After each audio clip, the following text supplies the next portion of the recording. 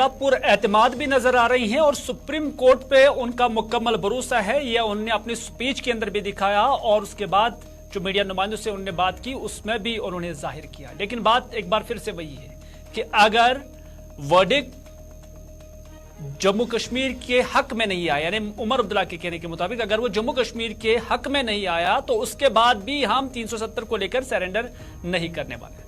बहरहाल कल आपको याद ही होगा कि कल हमने पीडीपी सदर महबूबा मुफ्ती से एक खुसूसी इंटरव्यू किया था जिसमें महबूबा मुफ्ती ने वाशकाफ अल्फाज में कहा कि जो पीडीपी और नेशनल कॉन्फ्रेंस के दरमियान आजकल अनबन है, इसके बावजूद कि वो ऑल पार्टी सेटअप पर भी और पीएजीडी फोरम पर भी एक साथ है और दोनों ने एक साथ चलने का वादा भी अवाम को दिया था, लेकिन उसके बावजूद एक दूसरे पर वार जारी है।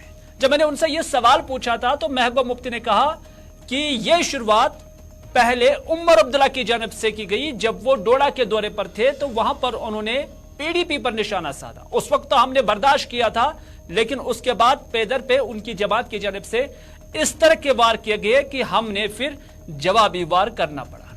यही सवाल आज उमर अब्दुल्ला से बारामूला के अंदर पूछा गया था तो उमर अब्दुल्ला ने कहानी कुछ उसकी उलट बता दी।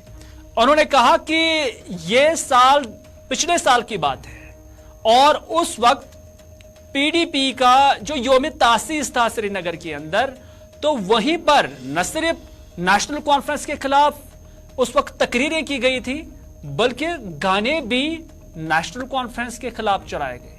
उमर अब्दुल्ला ने यही कहा कि वार सबसे पहले पीडीपी ने नेशनल कॉन्फ्रेंस पे किया। अफसोस की बात यह है कि बंद कमरे में जो महबूबा मुफ्ती साहिबा कहती हैं और खुलेआम जो कहती हैं उसमें ज़मीन आसमान का फ़र्क होता है। मैं शायद ही कभी अपनी तकरीर में उस जमात की बात करता हूँ।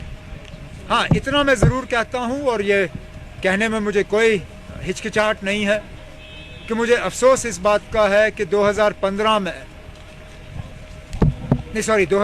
में जब हमने बीजेपी को रोकने के लिए पीडीपी के साथ दोस्ती का हाथ आगे बढ़ाया था, उस वक्त हमारे हाथ को ठुकराया गया, उस दोस्ती को कबूल नहीं किया गया और उसका खमियाजा हम आज भुगत रहे हैं। अगर यही वार है तो ठीक है ना, मैं क्या कह सकता हूँ।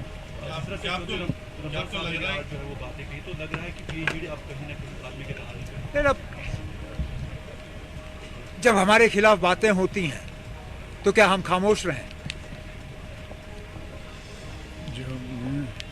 हमला सबसे पहले पीडीपी की तरफ से हुआ और वो इस साल नहीं, पिछले साल शुरुआत हुई जब उनके रेजिंग डे पे नेशनल कॉन्फ्रेंस के खिलाफ न सिर्फ तकरीरें हुई बल्कि गाने भी बजाए गए। उस वक्त हम खामोश रहे। फिर इस साल सिलसिला और ज़्यादा बढ़ा। मैं अभी भी नहीं चाहता हूँ कि ये इस तरह के हालात बने रहें। आपने देखा होगा मैंने अपनी तकरीर में इस तरह की कोई बात नहीं की। वहाँ से हमारे ऊपर हमले रुक जाएं, यहाँ से भी जो है मेरे पार्टी जो है साथी वो इस तरह की बातें नहीं करेंगे। लेकिन ये ज़रूर है जब वहाँ से बात उठती है और ख़ासकर उनके सदर के तरफ से, तो यहाँ से जवाब देना फिर ज़रूरी पड़ता है।